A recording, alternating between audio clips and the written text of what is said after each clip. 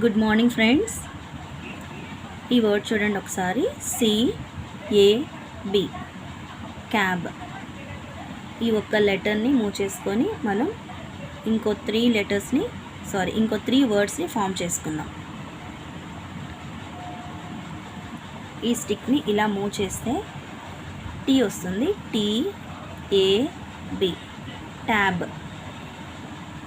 Next letter. ఒక స్టిక్ని move చేసుకొని ఇంకొక 2 స్టిక్స్ని యాడ్ చేసుకుంటే మనకి D లెటర్ వస్తుంది. DAB dab. నెక్స్ట్